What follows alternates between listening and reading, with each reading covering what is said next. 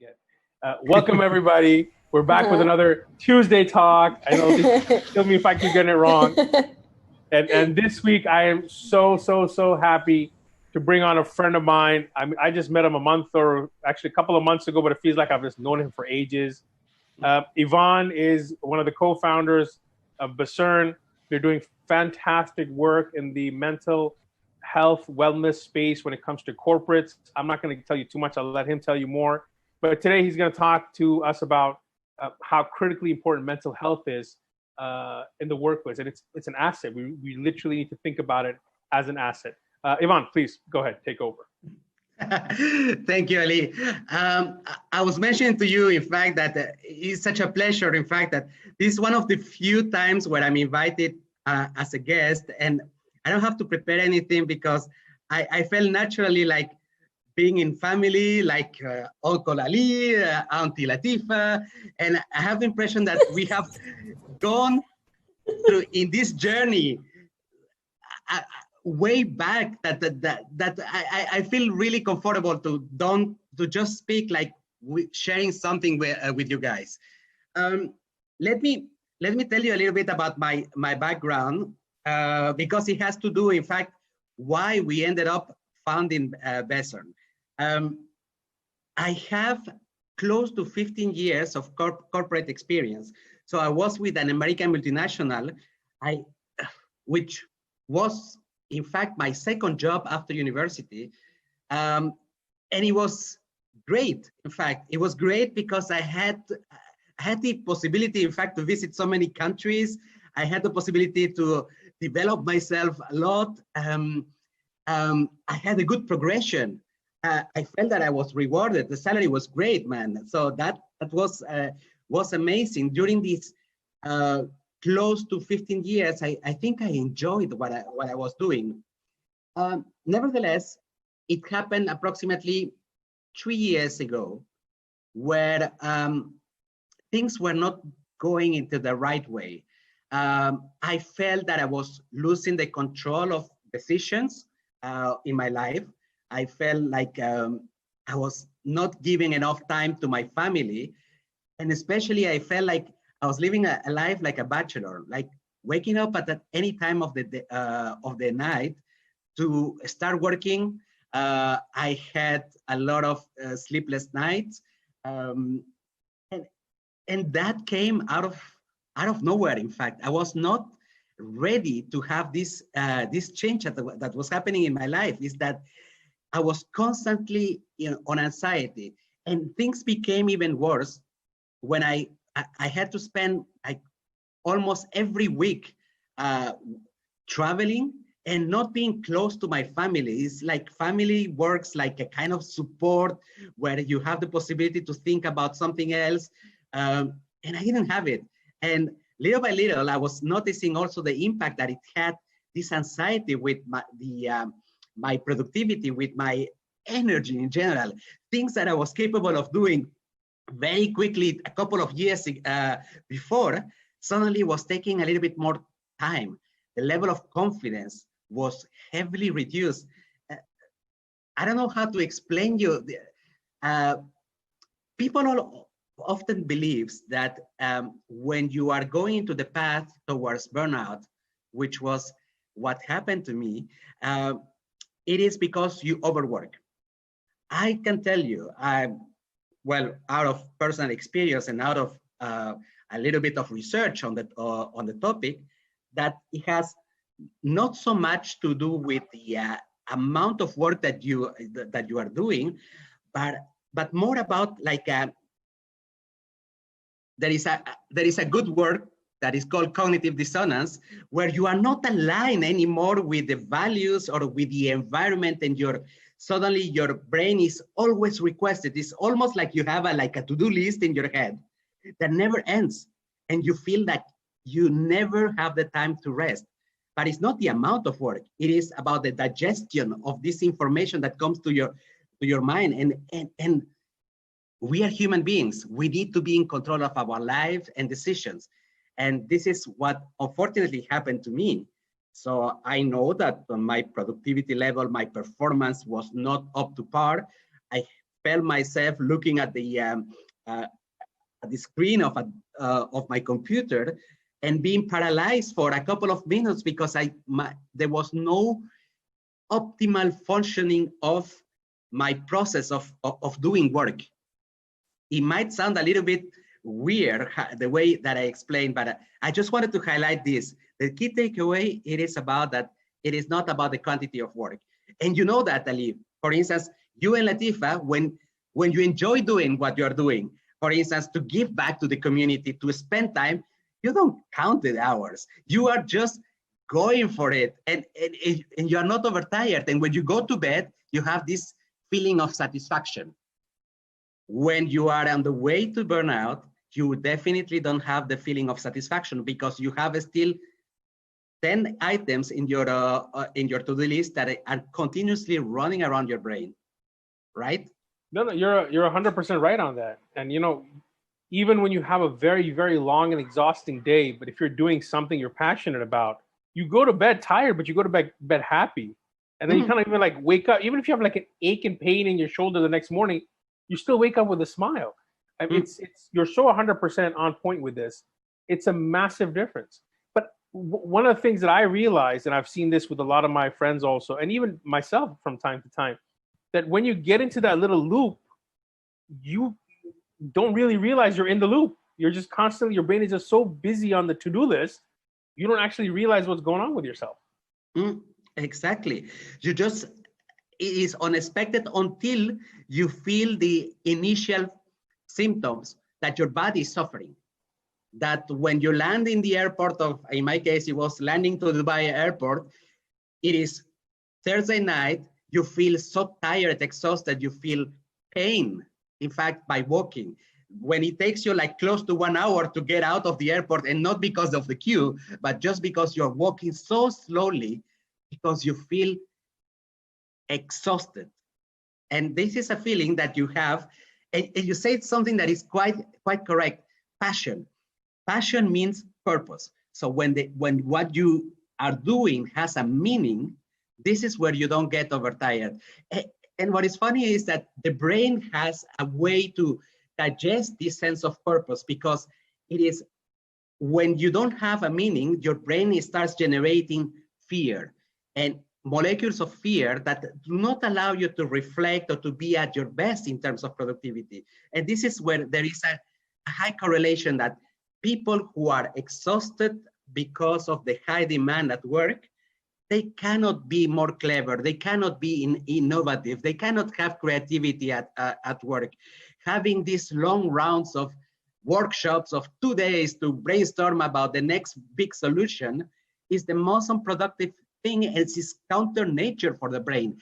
The brain needs to be in a unconstruct, how do you call it? A little bit chaotic, let's call it, chaotic environment, not a structured environment, in order to be producing something that is super creative. And unfortunately, as corporations have decided that we need to be quantifying the time spent in order to say that you are productive or not. So you spend 2 days doing a brainstorm where obviously the result is going to be mediocre. And I teach at the university. Most of the listeners already know this. I see the same thing with students also, by the way.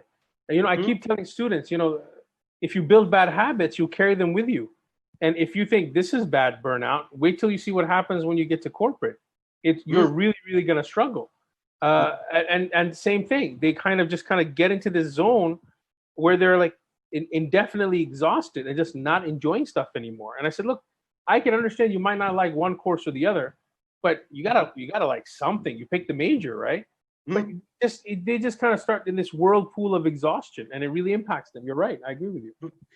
If they have taken the decision to join a faculty because parents told them, or because they have to do something, this is where, of course, they're going to feel tired. They're going to feel bored. They're not going to be motivated. And then the thing is, the research shows that the younger generations are suffering much more of this anxiety very quickly. So I am in the 40s. So my generation was not suffering so much about the anxiety. But the younger generation, it takes them approximately 2 years to reach the level that I have reached at the age of 40. So that means that in terms of the set of the values that we have, younger generations cannot stand anymore this lack of purpose in corporations, maybe the lack of accountability to own what they do, or when they are being told how to do things. And this, of course, produces an additional pressure for people, and then quite easily they get burnout. I was impressed and I almost felt sorry for one of the guys who was working with me as an intern. He was finishing, very brilliant guy. He worked as an intern for 6 months, and then he continued university, and then he finished, and then his first job, after 6 months, he got a burnout. The guy is 23. I was impressed about the current situation, and numbers are quite dramatic in terms of the impact that it has for the younger generation. So the big question is, do we have to start already preparing the younger generation about how to manage the process of anxiety, how to manage, how you cannot avoid it. The society is what it is. There is a rush for profitability, for doing better products, more convenient for people, whatsoever. And it can be fun, yes. But the thing is that we need to be able to teach even the younger generation how to manage this process, so that they can be happier, more fulfilled, have a sense that they are useful, that what they do is useful in order to better manage their mental well-being. Ivan, I agree with you 100% on this. I don't remember the data off the top of my head, but me and Latifa looked into this several months back, and honestly, I was shocked. You know, the percentage of millennials that have already quit their jobs due to mental health reasons, and the number of millennials who are thinking of quitting their job and are just reluctant because they need the money to eat and live. The numbers are ridiculous. We're talking like 70%. 75%. There you go, 75%. Yeah. And when I tell corporates this, when I have a discussion with them, they just look at me like, yeah, whatever. And I'm like, I'll email you the reports. This is not something I made up. This is research data. And this is what you need to think about, because if you don't address this, you will have a very high turnover. And this turnover ultimately it impacts your profitability, because there's cost to recruitment, there's cost to training. And now this guy left, and he or she is not even a productive member. And now you're going to repeat the process all over again. How many times? Why do you not invest? And we know, again, published data, that for every dollar spent, you get $4 back, which means it's 1 to 3 profitability ratio. $1 in, $3 profit in productivity. And then they again look at me like, as if I don't know what I'm talking about. I'm like, man, I have these emails ready. I'll send them to you. Here's the data. Here's the source for the data. And I've been in the Middle East now. Well, I've been in the Middle East my entire life, but I've been in the UAE specifically 20 odd years. And I've seen, we do have a societal and corporate culture problem where we don't want to talk about it. And we look at it as weakness. And, with COVID, the last 6 odd months, it has kind of boiled up to the top, and it has forced organizations to have that discussion. So I find it very interesting how they want to have the discussion as organizations, but still are reluctant to have the discussion. I'm like, what needs to happen for you to talk about this? You are fully right, and this is the right moment, in fact, to touch a topic about the responsibility of mental well-being in the workplace. So we do agree that the corporations are managed by people who belongs to a generation that cannot understand that the correlation between the mental and the productivity, which has a financial impact in the corporations. Because right now, the cost of acquisition of a new person is still okay for them. But what happens that in 10 years' time, the ratio of people who are suffering of extreme anxiety is so high, like let's go for the 70%, what is going to happen for the corporation? Right now, if we think about it, you mentioned that there is a cost of course, to train a new person and so on. But the real thing is that younger generations are looking to other data that that my generation used to look at. So we were looking for corporations that are super visible, they pay well, and you have the possibility to learn a lot. The new generations, what are they looking? Is, do they have the possibility to express themselves? Is it a company that has a purpose, that has an impact, a positive impact in the society? So right now, if you compare, for instance, a young graduate who is just out of university, he has the possibility to earn maybe 40% more in a corporation X. And there is another corporation that is a little bit like kind of a startup, low salary, you work more than 12 hours per day. Because of the meaning of maybe of this corporate startup, they will go for less salary because it is more meaningful. There was comparisons between people. I mean, the entry salaries of Google are very low, by the way. So, yes. But people are still craving because they feel that Google is something that they identify with, that there is things that they produce that are also for the good of the society. Not everything, but some of the things that they produce. So anyone wants to work for something that is, the younger generation wants to go to work for something that is meaningful. So for big corporations, even though they have the financial package to attract people, is becoming more and more difficult to attract talent. If they don't have the sense of purpose, they don't have the possibility to quantify how employees feel at work, to quantify the well-being of people and well-being. And this is something that I think we got a discussion already before. Well-being goes beyond just the simplicity of offering Fitbits and yoga mats to the people. It is the mental has so much impact. What happens? I still remember that I received my Fitbit a couple of years ago from my previous company. I kept it for one month and then I didn't use it. Do I remember? Am I grateful because I got a Fitbit? No, not really, because there were other things that maybe at that time were more important in order to avoid in my personal situation that I was going towards the path of full anxiety.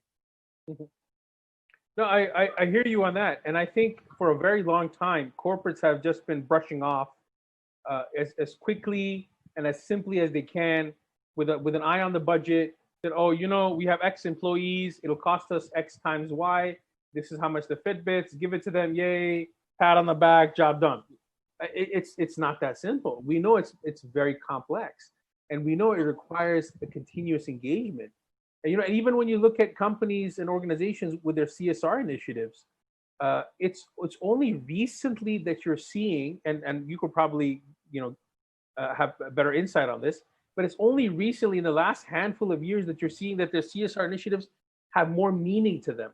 They're not just, here's some money, go build a house somewhere for something, or here's some money and go do like that, whatever random thing. But now you see them getting the employees involved with, with Ramadan activities, or employees involved with, what we saw right now, what happened with Lebanon. So many organizations are engaging, like actively engaging, and also engaging their employees in that engagement, to kind of, and I think that shift, has come because of the youth. I have a very strong belief that exactly what you said is the youth that is coming up and the new workforce we're getting, they want more. They don't just want the money, and they understand, well, to some extent, most of them, I think, still have trouble with the balance part, but they do understand that there's more to life than just work. I need to find something that offsets, or something that takes away from the redundant nature of perhaps my job, or something that I don't find as exciting. I'll go scuba diving or whatever it is. But I think this generation is the same generation that is going to the organization saying, hey, listen, the CSR budget that you just put so you could look good to everybody, how about we use it in a proper way? I have a feeling these are the discussions that are happening. Just to give you one example, I know at the university, we have an entire department for sustainability and these sort of things. I mean, small, but it's a department, even though it's small. It wasn't just sidelined. And it's essentially, I mean, we have a a staff person on it, but it's other than her, everybody else is students. So, they came out with an excellent initiative, this little rubber, I don't know what material you call it, collapsible, reusable cup, that instead of us wasting all these cups on campus, and we've gone plastic free, so we use paper. But they're like, even then, why should you use a paper? You're going to drink water in a cup, or you're going to get a soda. So, expand that collapsible little cup, go get your water, bring it back, close it back up. They worked out a deal with the supplier. They sold it to students at cost price. And I have two in my office, and I'm like, oh, this is pretty cool. I just play with it, right? You're like, oh, look, it expands, right? but such a nice initiative. If you think about it, so small, but there was thought behind it. And the thought was that it will have an impact also. So it was beautiful to see. Absolutely. Ali, so let's get back to the core of the thing. So we are saying whose responsibility is to take care of the well-being of employees. So right now it seems that it cannot be something that we can put on the hands completely in the hands of corporations. It is almost too late. So there needs to be the possibility to prepare students before they leave university to create a process, a way of managing what is going to happen to prepare them for what is going to happen back at work, helping them to have a process of managing their well-being, of managing the productivity, of taking care of themselves, balancing more their time. The second step is the individual. The individual has to be able to recognize the symptoms, where it is going wrong. The level of self-awareness that needs to be developed, it is the responsibility of the individual to say it is going wrong. And even when you don't feel the symptoms of anxiety, to be able to say, if I continue like this, what is going to happen to me? So the self-awareness or recognition of symptoms should be in the hands of the individual. The third point is regarding the role of the corporations. Corporations need to have the possibility to allocate an environment that will help employees to unleash their full potential. It is not anymore the time where we can wait and see, and they need to have more interest into this conversion of what is happening in the mental well-being of people into numbers, into the financials. These numbers that they cannot recognize right now, even though there is enough literature about it, and there is enough of good example from other countries. So if we look at the Nordics, they work less number of hours versus the US, or even versus the Middle East, or versus Eastern Europe, and they are on the top of productivity. The French, we have made fun so much of the French because they're working less than anybody. Yes. They are in top of the productivity. They work less, but they are on top of the productivity because there is no correlation into the output that you produce and the number of hours that you're sitting in a chair. Okay. By the way, the Japanese who are working heavily number of hours, they are not the most productive people on earth. They are just doing as a sign of culture. So yeah, these are the things that senior management in corporations should have already in mind, and see what is going on into startups or technological companies, or even big companies that are already using means to create the well-being at work, and learn from that and adapt it. I don't think that there is enough of that. Now, the fourth element that we are quite fortunate to have in the UAE is that there is a government that cares and has put simple measures to make it happen. We are quite lucky in the UAE, but when you think about it, 2031 for a corporation, it looks like in 2000 years. So they think that they have time to cover up for what they are missing right now. But in fact, it is not the case, because the workforce, the real talent, who is not only the clever one, but is the one who has everything fixed in their mindset, it is reducing, and they will not be able to capture this real talent. So it's not about the deadlines of the government, but it's more about how can I make that my company has a sustainable way of increasing the talent pipeline, because I become more attractive, because my company is doing the right things for the new generation. I agree with you 100% on that. And you know, when I talk to students, and this is my seniors who are about to graduate, and I tell them, don't pick companies based on name, pick companies based on their culture. And they're like, well, what do you mean, sir? I'm like, look, it's very simple. When you are in university and you're doing group projects, there's always that 1, 2, or 3 kids who you're like, oh, I want to be in a group with this person. Why do you think you want to be in a group with this person? Because this person is responsible, because this person is good to communicate with, because with this person, you don't have anxiety or stress that, oh my God, what's going to happen? Think about that. It's the same. You want to be part of an organization, and then as a part of that organization, you're part of a larger part of things. So look at organizational culture, and like, but sir, how do we find that out from a website? I'm like, you don't. You find it from LinkedIn. That's why you get on LinkedIn, you know, and you have graduates, and you have your network, and you have somebody who knows somebody. You will eventually be able to connect with somebody working there and get them on a call and say, listen, I'm thinking of working. What sort of work culture do you have? You know, and if the person's like, yeah, man, we work, and yeah, it's performance and blah, blah, blah. And, you know, and if you get that toxic masculinity type vibe, you probably want to go the other direction. You know, and if you got the, well, man, it's an awesome place to work. You know, my kid was sick last week, and my boss says, just go home, work from home for the rest of the day. Go take care of your kid, because if you stay here, you'll be stressed and you're not going to do your job right anyways. Go home, take care of the sick kid, and work from home. I'm like, man, you just signed. I don't care what salary they give you.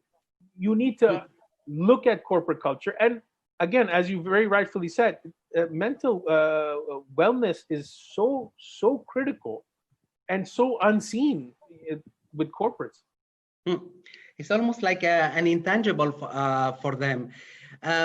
You were mentioning, in fact, that students do not know how to search for information. So on top, I wanted to build on top of the search of connecting with real people who can tell you real stories. I mean, right now there is a possibility to use Glassdoor, in fact, to have reviews. I mean, we know that in Glassdoor, for instance, there is going to be a lot very skewed towards people that complains, but still, when you benchmark the number of stars, the number of type of comments that are given by people anonymously or not, it gives you a good feeling of where you are putting your feet, and if it is really worthwhile to go for a company that has a good salary but has a very bad culture. No, I hear you 100% on that. We just got a question I'm going to pop in here. The question is, how can one integrate spirituality or religion into processing work-life related stresses and in general working on one's mental health? So I guess the role of spirituality in work-related stress. Listen, faith is something that has helped for thousands of years people in order to have hope for the future. And we are, I mean, as humans, we tend to extrapolate our near future, our long-term future, to know, am I going to be happier? Am I going to be satisfied about the life? What are the rules that determine that I'm going to be fulfilled in life? And religion has played a positive role in most of the cases to help in that direction. So I think it still has a role, But I think that when the religion becomes something that you do because you want to show a face to the society, this is where it will become, in fact, an additional source of anxiety. If your personal beliefs are not aligned with the religion that you have chosen, then this is you are making it worse. It will not help you. It will make it worse. But if your personal values, the things that you are going to start following are aligned, gosh, this is good. Do it. Excellent. Excellent. I think, Ivan, you hit the nail on the head right there, man. I think it's 100% right. I literally have the same discussion with so many of my friends. I'm like, man, do what you believe. Don't do what you don't believe, because if that doesn't match, there's going to be friction. If there's friction, that's going to lead to stress and anxiety and cause issues. I think that's great. Ivan, tell me a little bit about your organization, Bessern. Let's hear a little bit about what you guys do with that.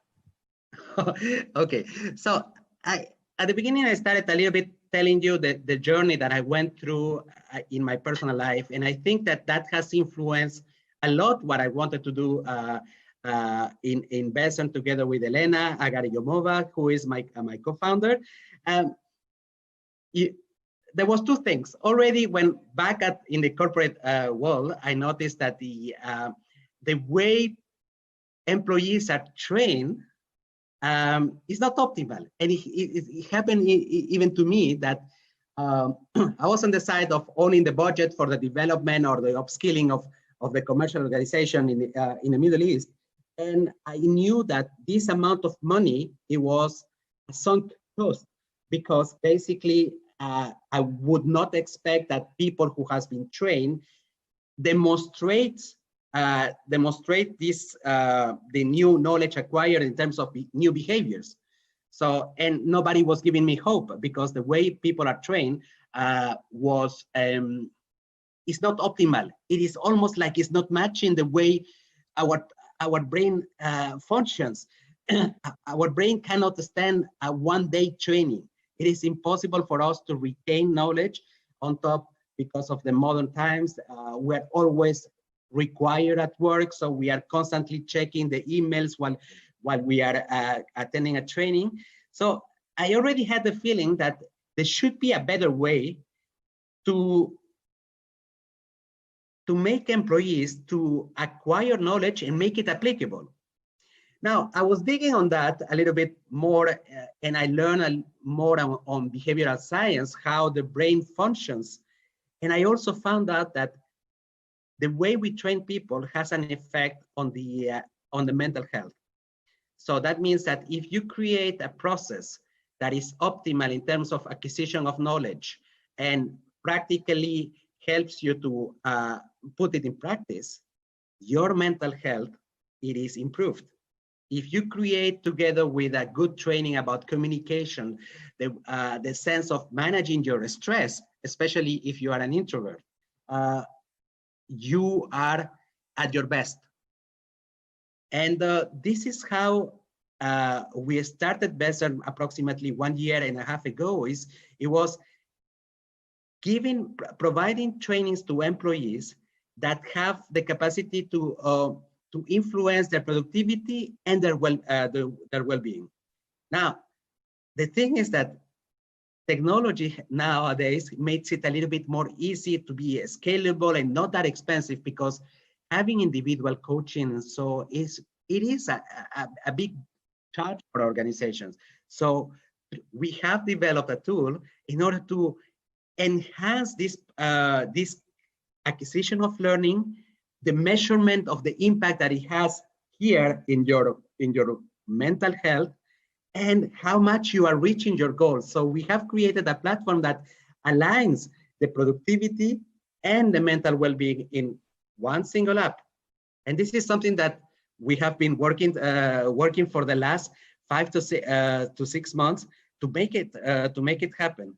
So Bessern for as of now is being recognized as bringing something that is quite new for well, I would say that the same approach exists in the United States in certain companies that are heavily tech, but in in the Middle East, we are the first to bring this type of technology and approach in using neuroscience for the well-being of the employees. That's fantastic. And I think from what I understand, I mean, you definitely have an aspect of scalability, so which automatically means more reach. And if it's a cost-effective solution, I'll say what I was going to say, then I'll say what I really wanted to say. And this would be attractive to organizations, is what I'm going to say. What I meant to say was, now they don't have an excuse, because organizations are always looking for an excuse to run away from an expense. But tell me a little, do you have, because when you mentioned how it would function and what it would do, would there be some sort of quantifiable data that the stakeholders in the organization will get that, hey man, we're dishing all this money out for X number of employees. Is it doing anything? How do we know if it's doing anything? So at this early stage of development, so we are in the beta phase, there is already enough quantifiable data in terms of the level of motivation that people has to accomplish little productive habits. So that's already a good indication. Are they using the knowledge? You don't, listen, it's like anything. You go in Dubai, you go to a retail store and you have bad customer service. Do you think it is because they don't know what to say? It's because they are not motivated to do what they're paid for. So what we have is the possibility to quantify the engagement that they have with the knowledge, how much they are practicing, and this is already a good data. Now the future, and because of technology is so exciting, the future, when you have a full AI engine inside of your app, you can really be more preventive. If you can already propose at a Netflix, what is the topic that you need to learn next? What is the level of anxiety that you have? Is this anxiety because you don't feel recognized, because you are not fulfilled at work, the lack of purpose and so on? There is so much that it can be done with the technology. At this early stage, what we can know is, did you acquire the knowledge, and are you practicing the new knowledge, which is by far better than the satisfaction surveys and training centers are making right now. Are you happy? Were you satisfied? Are we funny? I agree with you 100% on that again, man. It's like I'm talking to myself half the time. But this is exactly it. The proof, what's that saying? The proof is in the pudding. If it's being actionalized, if it's being used, if it's being applied, that means it works. You telling me it was good doesn't mean it's actually good. And also, again, going back to what we talked about, social and regional cultural issues, we don't like to give negative news in this part of the world. We don't even like to say no. We just say inshallah, which means I just don't want to say no to you, bro. So I just say inshallah, because I don't want you to feel bad. We don't like giving it. And you look at something as simple as a Likert scale, the 1 to 5 ratings.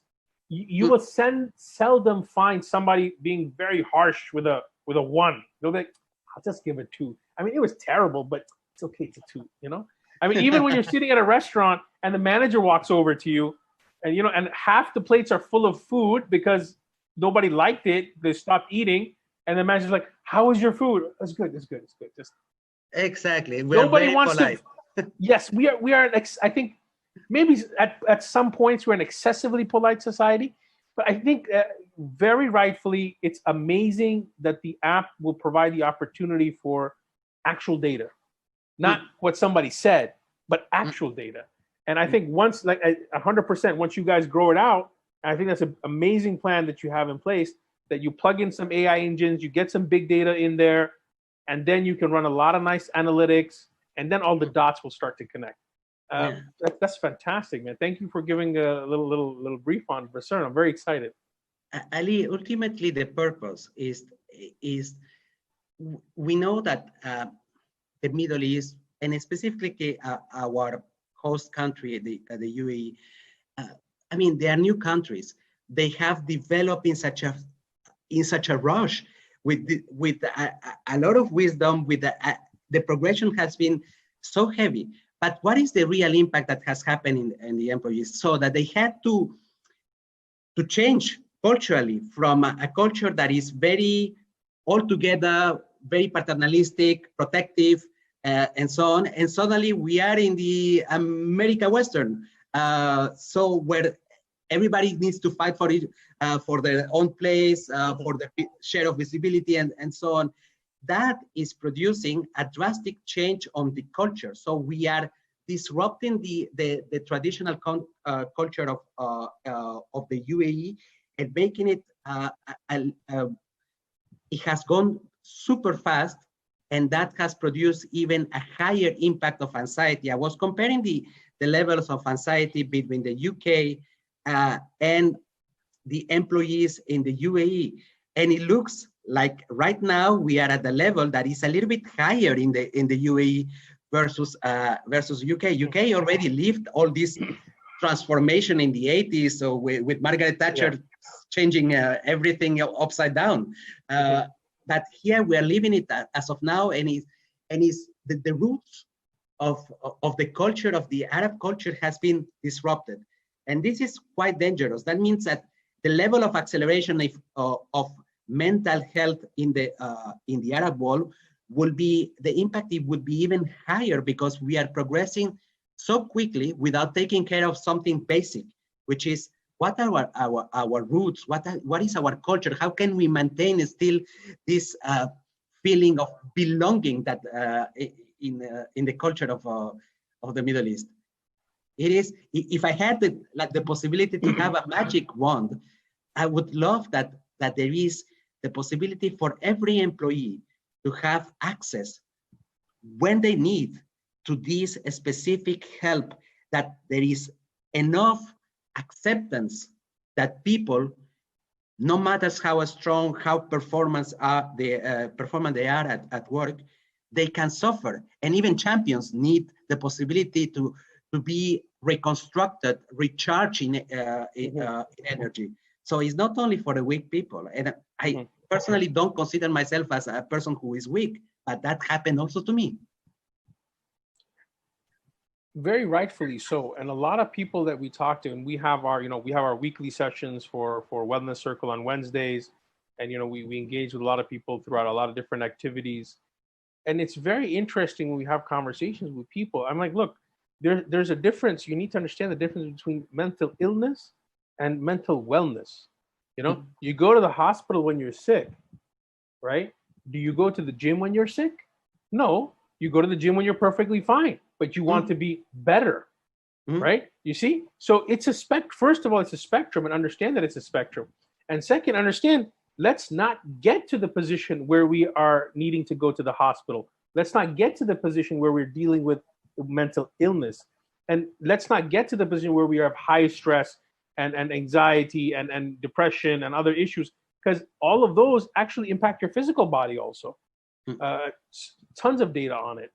So I think the wellness side of that equation, so to speak, is something where, and I think this is where your organization is playing a massive role in building that out, connecting with the people, creating that employee engagement and appreciation. I think it's a lot of appreciation. If an organization says, hey, we're going to onboard these guys to kind of discuss mental wellness with you, I think that's huge employee appreciation, because they'll be like, wow, you value me, that you're going to do this extra thing for me. I think there's a lot to be said there. I want to ask you about, is there any specific experiences that, you've seen people that they have engaged with your platform and like they've told you about, I tried it out and this happened or that happened, or if you want to share, of course, assuming it's not private. No, it is not. It is not private. Listen, what I want to talk more about the methodology. So what we do is that we help people have a process to be better at one specific skill. Let's simplify everything. So when you have a process that you are continuously practicing little by little every single day, you have continuity of the practice, and it's not that harsh. Imagine that instead of going to the gym and there is a lot of people who goes to the gym and they buy at the end of the year the subscription, the yearly subscription, and after a couple of days they drop it and they have paid for the full year. What happens is that the brain is not made for drastic changes. Our level of our motivation is not enough in order to continue and reaching a goal like taking care of your body shape or whatsoever. So what we use is something that is based on the science of brain or neuroscience, where we apply a process where you start doing a small little step. So imagine that instead of going to the gym for 1 hour or 2 hours, we help you out to say tomorrow you will spend some time, let's say 1 minute, doing 3 push-ups. 3 push-ups. Almost a lot of people laughs about, 3 push-ups, it will not help me to lose weight, because we always have the expectation of what it is our final goal. But it is proven with through research that having a continuous 3 push-ups for a couple of days, then when you feel like the next step, it should be 6 push-ups, and that you do it by yourself, it has a higher return on investment on what you have done in it as an effort. It's a little bit like I heard earlier, and I'm not sure if I have understood correctly, that you know about the stocks and so on. So it's like the compound interest of buying an index.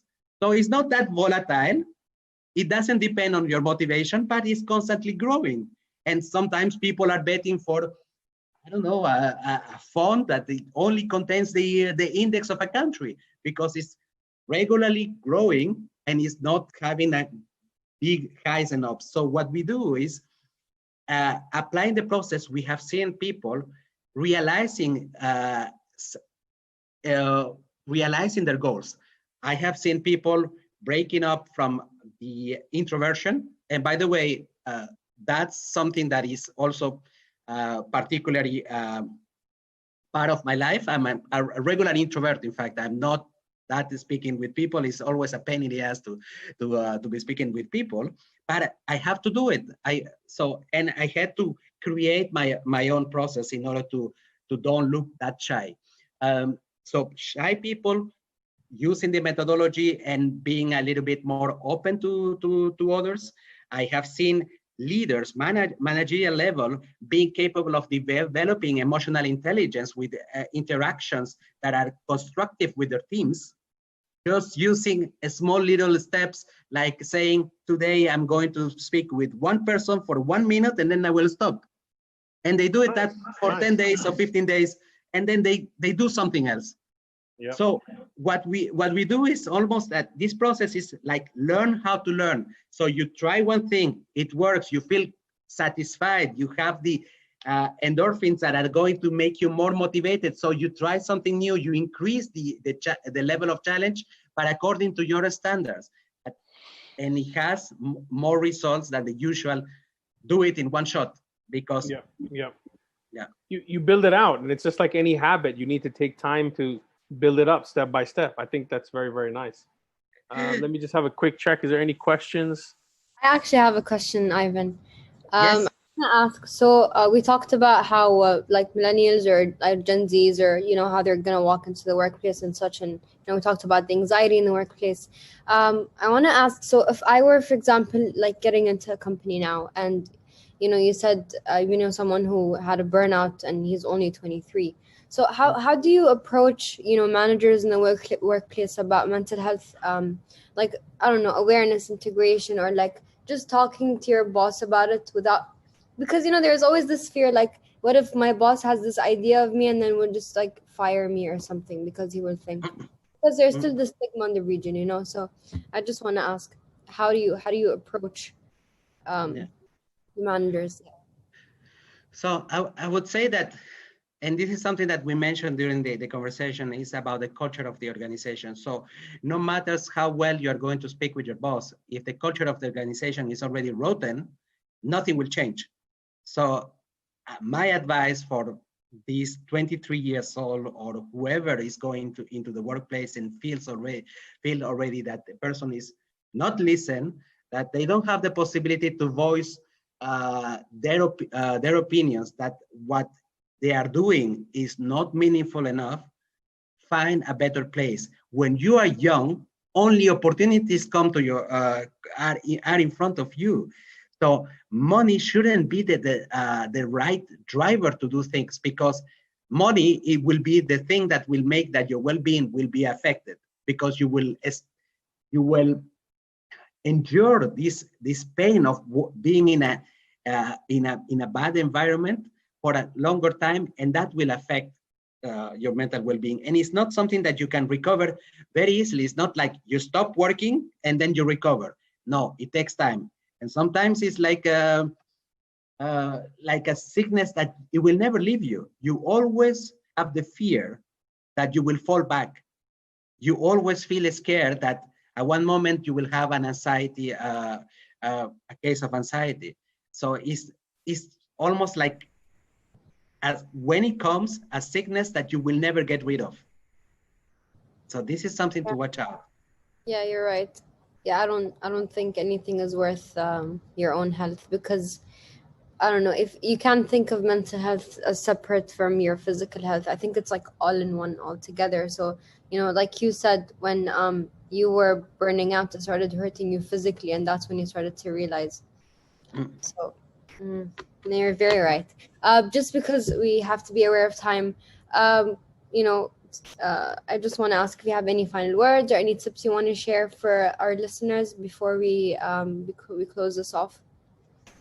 So I was mentioning before that in Bessern, we are very keen about expanding this mission that we have to help people live better, reach their goals, and so on.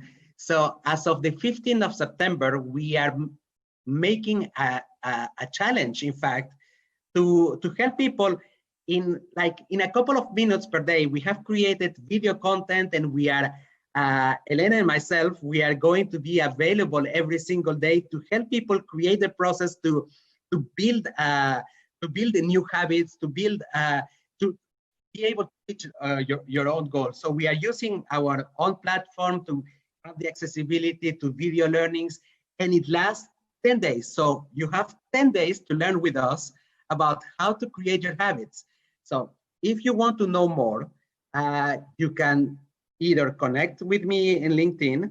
The second thing, or the option is, goes to Instagram to bessern.co and have the possibility to send us a message, and we will send you the link to how to join this movement. We call it, it's called the Bessern Challenge. It's almost like a community that we want to create of people who are moving ahead with the dreams. Either is it about how do I move up on my career ladder? How do I find a better job? Or either for some people, it might be how do I lose weight? So how to start creating a process that will ensure that you reach your goal only in 10 days. That's wonderful. That's amazing. You know, obviously, of course, you can announce it on your platform and tag us. We'll gladly reshare, as we have been for a while. Thank you. I think we reached the end of the talk. I don't see any more questions. I think that's it. I have one last question, if we can squeeze it in. A lot of expats live in the country without any support or family network. You know, how can we adjust or compensate for the toll it takes on a person's mental health? Is that a question to me, Ali? Yes. Okay, can you repeat it again, please? So a lot of expats in the UAE. In the UAE, we have a lot of expats, majority of which their families are in their home countries, and these people are here alone or with very minimal support. And having such minimal support takes a toll on mental health. How can we kind of overcome this or mitigate this? That's a very good question that has to do a lot of with the level, the social economical status of a person.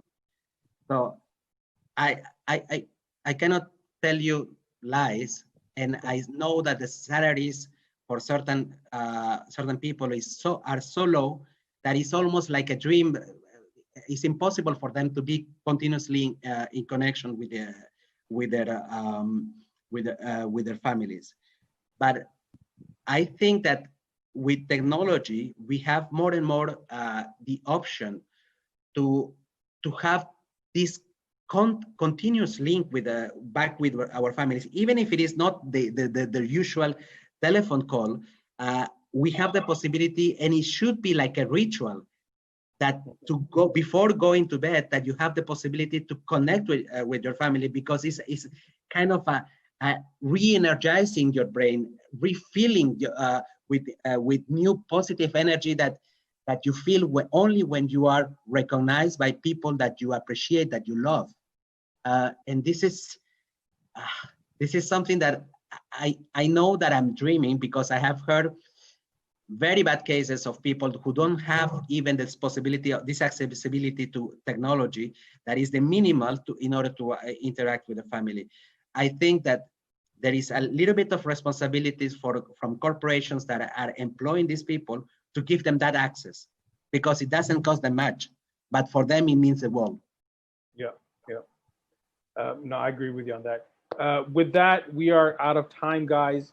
Thank you so much. Of course, the talk will be shared in a couple of days on our Insta live IGTV series thing, as well as on our YouTube. I will be putting Bessern's contact information and socials available for everybody. Don't forget, tomorrow we have Wellness Circle. Join us. Information is available on our Instagram. And Ivan will be posting, sorry, I keep saying Ivan. I used to have a childhood friend called Ivan, my bad. Ivan will be posting something on his Insta. We will immediately be resharing it regarding the 10-day challenge. I'm actually kind of very excited about it, because, you know, what's that saying? You can't teach an old dog new tricks. Let's find out, man. Let's find out. Yes, you can. Yes, you can, Ali. Yeah.